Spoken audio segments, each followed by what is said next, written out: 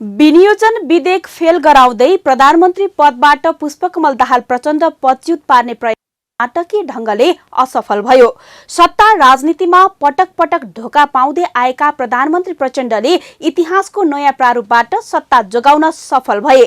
सदनमा पहिलो पटक विनियोजन विधेयक पारित गराउनका निम्ति मत विभाजन भएको थियो। बहुचर्चित ललिता निवासको सरकारी जग्गा किर्ते प्रकरण, नक्कली भुटानी शरणार्थी प्रकरणमा खुला अनुसन्धान गर्नका लागि तत्पर रहेका प्रचण्डका लागि सत्ता साझेदारका कारण नै आफू असफल हुने त्रासदी थियो।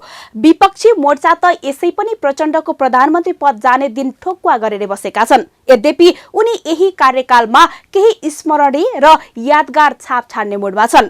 यसैले केही समयमा भ्रष्टाचार विरुद्धको यो धावन मार्गमा ओम्नी प्रकरणबारे छानबिन शुरू हुनेछ। प्रचण्डका राजनीतिक र पारिवारिक दुवै पाटोमा संघर्ष र संवेदनाको ठूलो हिस्सा छ। राजनीतिमा उनी कति सफल कति असफल भन्ने भविष्यले निर्धारण गर्ला, तर एक हदसम्म मुद्दाका हिसाबमा उनले देशमा गणतन्त्रको नेतृत्व गरे। पारिवारिक रूपमा त उनी अत्यन्तै पीडित छन्। पत्नी सीताको स्वास्थ्य अवस्थादेखि परिवारका अन्य सदस्यका निजी कहानी कहाली लाग्दो छ। एक बाबु र पतिका रूपमा प्रचण्डसँग कति संवेदना होलान्। अहिले दौराको कुनै तुनामा बाँधेर राखेका होलान्। राजनीतिक रूपमा पनि, खास गरी खुला र संसदीय राजनीतिमा उनले सुखद संघर्ष गरेर केही प्राप्त गरेका छैनन्। केही विवरण यहाँ प्रस्तुत गरिन्छ। प्रचण्डले राजनीतिमा कहिल्यै पनि इमानदारिताका साथ सहयोग पाएनन्। औंलामा गन्ने नै हो भने पनि प्रचण्डले 5 जनालाई राजनीतिक सहयोगका आधारमा प्रधानमन्त्री पदसम्म पुग्ने वातावरण बनाए। 4 जनालाई त हाक्काहाकी प्रधानमन्त्री बनाए, तर तिनीहरूबाट राजनीतिक धोका नै पाए। झण्डै 2 दशकको राजनीति प्रचण्डको पेरिफेरीमा छ।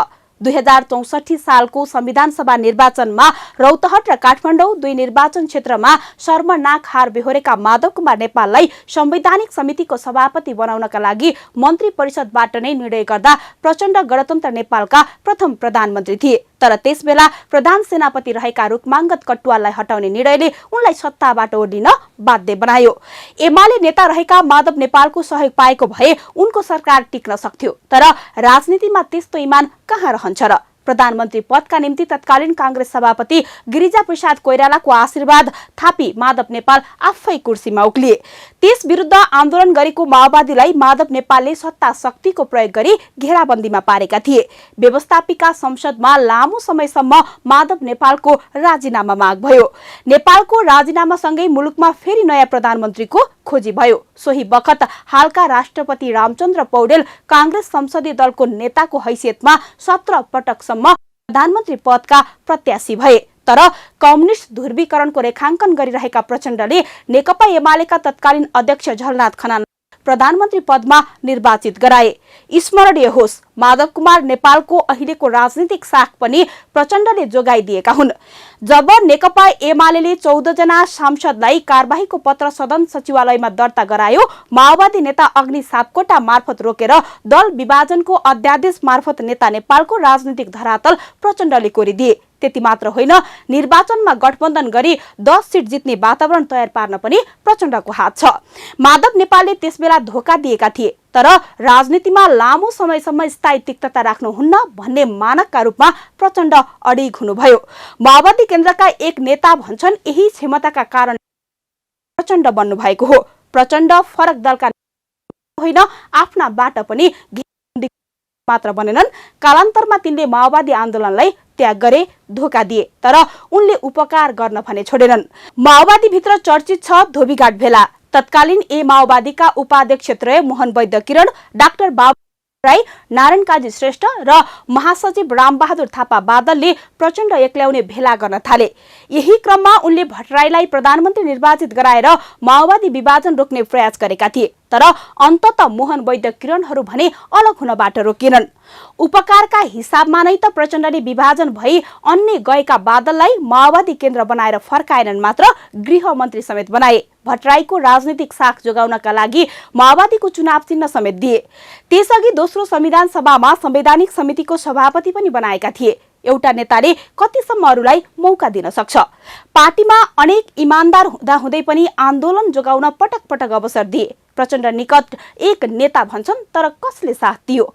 बादल एमालेतिर लागे। मन्त्री भएका टोपबहादुर रायमाझीदेखि लेखराज भट्टराईसम्मले साथ छोडे।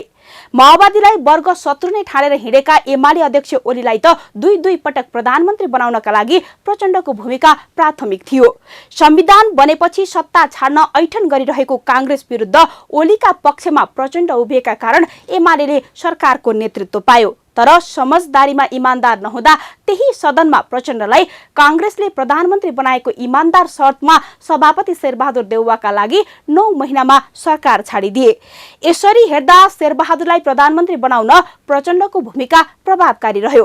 विशाल कम्युनिस्ट पार्टीको परिकल्पना गरी एमाले माओवादी केन्द्र गठबन्धन गरी चुनावी मैदानमा होमिएका प्रचण्डले पार्टी एकीकरण गरी ओलीलाई फेरि प्रधानमन्त्री बनाए। तर ओलीले उनलाई इमानका साथ पार्टीमा र सरकारमा समान हैसियत र व्यवहार नगर्दा एकीकृत भएको नेपाल कम्युनिस्ट पार्टी दुखान्तमा पर्यो।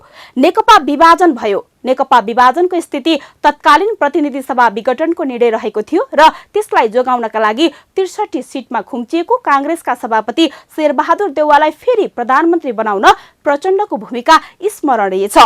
अर्को चुनावमा सत्ता गठबन्धन एक भएर चुनावी मैदानमा जाने सहमति बन्दा प्रचण्ड पहिलो कार्यकालको प्रधानमन्त्री स्वीकार्य भयो। तर जब गठबन्धन बहुमतमा देखियो, पहिलो कार्यकालका लागि कांग्रेस सभापति देउवाले फेरि उनलाई धोका दिए। फलत उनी एमालेलाई सभामुख दिन तयार भएर प्रधानमन्त्रीमा निर्वाचित भए।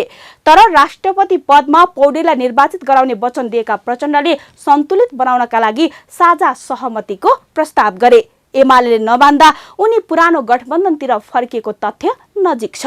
तैपनि उनले सुखद रूपमा सरकार चलाउन पाएका छैनन्। अप्ठ्यारा चिर्दै केलाउँदै अगाडि बढिरहेका छन्। अर्को स्मरण होस्, माओवादी भित्र नै प्रचण्डका प्रखर आलोचक देखिने नारायण काजी श्रेष्ठलाई राज्यको बागडोर हेर्ने उप प्रधानमन्त्री र गृह मन्त्रालयको जिम्मेवारी दिएका छन्, जसका कारण अहिले श्रेष्ठको लोकप्रियता केही बढेको ठानिन्छ।